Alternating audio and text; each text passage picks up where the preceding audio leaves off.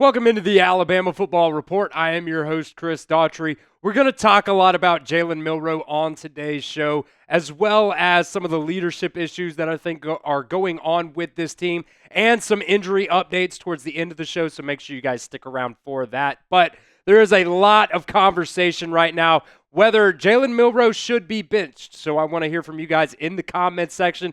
Is it time? Pick a quarterback for me. If you're still ready to ride with Jalen Milroe out there for the next couple of games, type 4 in the comment section. Or if it is Ty Simpson time, type 15 in the comment section for me right now.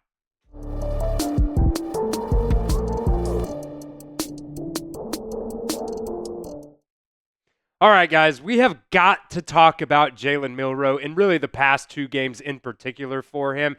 And if you guys watch my videos, you know that I've been a Jalen Milroe stan for a very, very long time. And I've been trying to feed off the pack of wolves saying that, earlier in the season, people wanted to bench Jalen Milroe as well. And really, I do think to an extent, people have been waiting for this moment to really, capitalize on it and say, nope, it is absolutely Ty Simpson time. And look, I'm not going to, complain if anybody out there wants Ty Simpson to be the guy right now. Because Jalen Milroe, the past two games, they have really been the worst games in his career so far as Alabama's starting quarterback. And this game versus Tennessee was definitely the worst game that he has had as the starting quarterback. Two just really, really bad interceptions in this game. First one going down in the red zone. You get picked off in the end zone.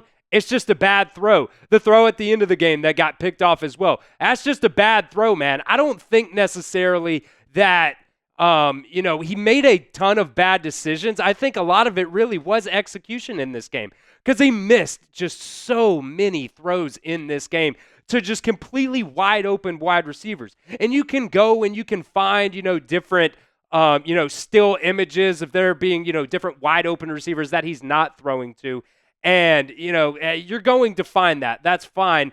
But I think the main issue in this game against Tennessee was the fact that he just was not hitting wide open wide receivers when he did actually throw the ball to him. You saw, there was one where, Ryan Williams is just screeching down the field. He's wide open. You overthrow him. There's a third down attempt where Ryan Williams is coming across the field. You overthrow him on that. You underthrow him on another one. You overthrow Justice Haynes. There were just way too many missed opportunities in this game. And you know what, man? It was so bad that it honestly looks like Jalen Milroe is injured out there to an extent where it is actually affecting his play. And if that's the case, I don't think it's that crazy of an idea to go to Ty Simpson if, Jalen Milroe is injured enough that he's actually influencing the game in negative ways. There's a lot of things that Jalen Milroe has done so far this season that, look, the first 5 games, and we'll talk about it a little bit later on, but the first 5 games, Jalen Milroe did actually play pretty good. And he was, starting to get better. There were some nitpicky things here and there that you could talk about. But, compared to last year, he was getting better. But the last 2 games in particular, he has looked really, really bad out there. This is what Kalen DeBoer said during his post-game press conference about players making sacrifices. He said, don't lose belief in these guys because there's a lot of guys making some big sacrifices in ways that you'll never know. People will never know because they just keep plugging away and they might be physical things and stuff like that. That's the first thing that makes me think Jalen Milroe is one of these players going out there and playing injured. And then Tyler Booker today on the Next Round show talked about Jalen Milroe, whether they asked him if he is good or not. And this is what Tyler Booker said. He said, Jalen Milroe is 100%. Wait, I think I answered that a little bit too quickly. Nobody is ever 100%. I'm hurting right now playing football in the SEC. You're never going to be 100%. What I meant to say is Jalen Milroe is going to be able to do everything in his power to help us win that game. Now, look, as bad as he played in the last 2 games, and particular against Tennessee, missing so many throws, personally, I think Jalen Milroe is going out there playing injured. And honestly, he's probably playing more injured than he should be. So let me know at the pinned comment of today's video. Do you guys think Jalen Milroe is hurt? Type H if you think he is hurt, or type F, no, you think he's fine. He's just going out there being the same old Jalen Milroe that you thought he was anyways, and he's just not that good anyways. Let me know what you guys think at the pinned comment of today's video. That ad is going to play here on YouTube. That's totally fine. You can ignore it. Go down there and let me know what you guys think. Look, I said it just a second ago. I don't think Jalen Milroe was really that bad the first 5 games of the season. Really, the last 2 games are really where Jalen Milroe has honestly regressed, and it's very unfortunate because like I've said, I have been that Jalen Milroe stan. But the first 5 games, 73% completion percentage. Sure, there were some things here and there. He missed a couple guys. He maybe wasn't as decisive as you wanted him to be running the ball or whatever. But you can work with what he was giving you in the first 5 games. The last 2 games, you can't work with that. That was Jalen Milroe of last year, and really it's even worse than that. Jalen Milroe last year for the entire season only had 6 interceptions. Well, he's had 4 in the last 2 games, and that is just not going to cut it. And, a lot of people can talk about Nick Sheridan and the play calling and everything like that, but when you're going out there and you have as many penalties as Alabama has had, this season, there's really no way for a play caller to really have any kind of fluidity, in the game, whether that's calling more runs or, whatever you think should be happening. Look, first 5 games of the season, Jalen Milroe was fine. He was on a track to be, in New York for the Heisman ceremony. But last 2 games have been really, really, really bad.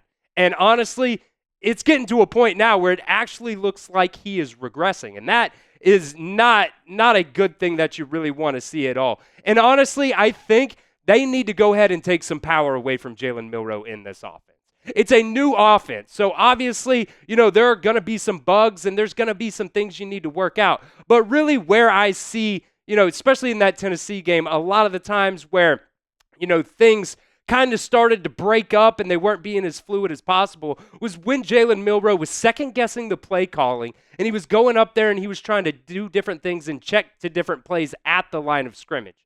And also, man, one thing that I thought Jalen Milroe was really, really good at last year was the fact that he was a very, very good leader. He went out there in that South Florida game last year after he got benched, and he was up constantly. He was never sitting down. This year, Jalen Milroe, if they have a bad, drive, he just goes to the bench and he just sits down and sulks by himself. He honestly, a lot of the times, he just looks like a very, very sad puppy dog that looks like he got in the trash or whatever, and he knows when you walk through the door that he's going to be in trouble. He's not up there. He's not talking to the offensive lineman. Now, we don't see him, 24/7. The game's going on. They got to show different things and stuff like that. So you're not always seeing him. But I am never seeing him going over there and talking to the offensive linemen, talking to the wide receivers, trying to game plan with everybody and make sure that we can get this trade rolling. I really don't know where the leadership has gone this year for Jalen Milroe. And really, I do think it is an overall issue with the leadership on this team. And I'll talk about it a little bit more. But first, I want to give a shout out to our sponsor today, Ollie. If you don't want a sad puppy dog like Jalen Milroe, get Ollie. It is clean, fresh nutrition for your dog in 5 flavors that they will absolutely love. Right now, Ollie is offering a fantastic deal to let your pup taste test a personalized meal plan. Get 60% off your first box of meals when you use promo code CHATSPORTS at ollie.com. If you don't have to be a vet to know that feeding your dog real, whole foods with minimal processing is one of the best choices that you can make for their health. It is a perfectly portioned, whole fresh food diet that has been proven to extend your pup's life by 2.5 years. Who doesn't want more time with their best friend? And with no harmful fillers and no preservatives, Ollie is made in the United States kitchens with ingredients carefully sourced from trusted growers and producers around the world. This is how it works. You fill out Ollie's 30-second quiz and they'll create a customized meal plan for you. Ollie then crunches the numbers and recommends the right recipes and daily portions for your pup. For any first-timers, Ollie will send out your pup's first box with 2 weeks' worth of meals and a guide of how to gradually switch them over to their new diet. Customize your plan.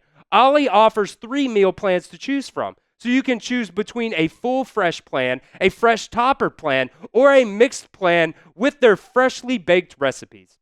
This is my dog, Luca, right here. He also graduated from the University of Alabama, and when I get home from work, he doesn't even want to go outside. The first thing he does is he runs to the kitchen and just starts hopping at the refrigerator, because that's where I keep his Ollie dog food. He knows it's in there. He's a smart guy, and he, can't get enough of it. He absolutely loves his Ollie dog food. So head to Ollie.com and tell them about your dog and use promo code CHATSPORTS, that's CHATSPORTS, CHATSPORTS, and you get 60% off your first box of meals when you subscribe today. That's OLLIE.com and enter promo code CHATSPORTS to get 60% off your first box. They offer a clean bowl guarantee on their first box, so if you're not completely satisfied, you can get your money back. That link will be in the comment section and the description of today's video.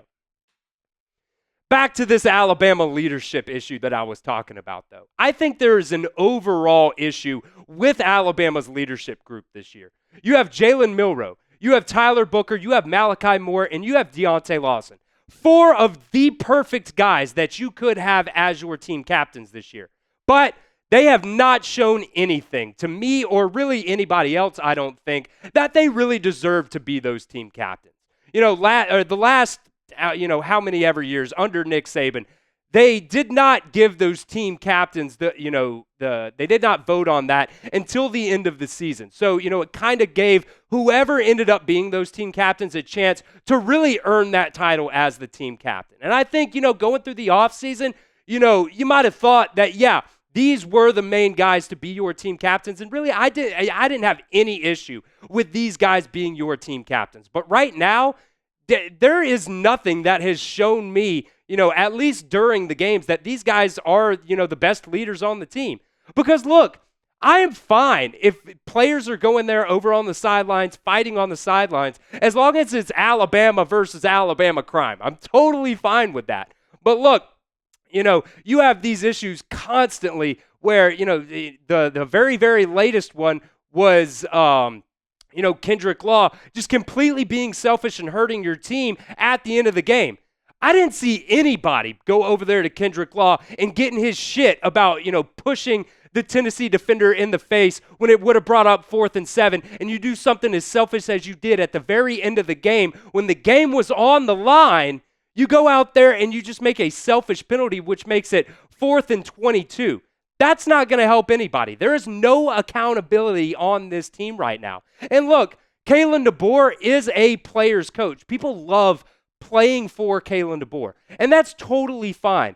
But you have to have players on your team right now that are accountable to be able to kind of bridge that gap. You have to have somebody on the sidelines, player-wise, not just coach-wise, that can get in the shit of some of your players when they go out there and they do stupid, selfish things like that. There's been a lot of talk about, the former Nick Saban teams. They go out there, especially, it really came up after Malachi Moore really showed his ass during that Vanderbilt game. I'm totally fine with what Malachi Moore did. You just yelling and screaming and, honestly getting into Deontae Lawson's face, talking about, this is not the standard. But then what really bothers me is when he goes over there and makes the tackle, puts the cheap shot on Diego Pavia, and then, he goes over there and then kicks the football. Those are the two things that really irritate me. And then also, not coming off the field when Kane Womack and Kalen DeBoer tell him to come off the field. Those are the things that, irritate me about those, outbreaks. It's not when it's Alabama on Alabama players, going after each other on the sidelines. That is called accountability, and there is a massive difference between all of those different things. Look, it is not the losses that really piss me off about this team right now. It is the way you are losing. You are going out there and you are shooting yourselves in the foot. You talk about penalties, how it's been an issue this entire season, and then you go out there. Really, they should have lost that Georgia game. They had 10 penalties in that game. You have 15 penalties in this game, and so costly at costly times. And there are just no repercussions for that. I think it's time to really start bitching people. I don't know who it is. I don't know how you're going to do it, but somebody needs to get benched. I am just absolutely tired of guys going out there and making the same exact mistakes over and over and over again, being selfish and not being held accountable for it. I know a lot of you guys feel that exact same way too, which means you should subscribe right here to the Alabama Football Report. We've got news and rumors all year long. We're live for every single game. We have a lot of fun during our watch parties as well. So make sure you guys are subscribed right now. That's youtube.com/@RollTideTV. We've got some injury news as well that I quickly want to hit on before we get out of here today. Keon Sabb was injured during that game. He went into the game time decision, tried to play, and ended up getting hurt in that game. Kalen DeBoer today saying it is a lower leg extremity or a lower extremity issue. So obviously it's his leg there, and you should expect him to be down for a while, which means I assume he's going to be out for a couple of weeks. So what does that mean? Who's going to replace him? I assume that means Bray Hubbard's going to get some more playing time for Alabama in replace of Keon Sabb. He's played 89 snaps so far this year. I thought when he came in during that game this past weekend that, he looked pretty decent. There was one reception on one target for 1 yard. But what I liked about that, one reception that he gave up was that he just came downfield and he hit that guy really hard. I think that was on a third down as well. I really hope Bray Hubbard coming in and, playing some snaps for Alabama can really light a spark into some of these guys. Because right now, there's really nobody on this team that is really, being electric, going out there and, really hyping guys up. Hopefully, maybe Bray Hubbard going out there showing guys that, hey, this is the standard. I'm going to play to the standard whether or not you guys are or not. Because recently, this is me going off on a little, soapbox again. The standard is a word that gets thrown out a lot. And right now, it's kind of given me, a lot of those, crying wolf vibes. They go out there, they talk about the standard all the time, but the standard isn't just a word. It is a thing that you have to live up to. And right now, this team is not living up to it. Hopefully, Bray Hubbard coming in can really light a spark into some of these guys. So what is your confidence level in Bray Hubbard going in at safety for Keon Sabb? Let me know in the comments section. Scale it for me, 1 to 10.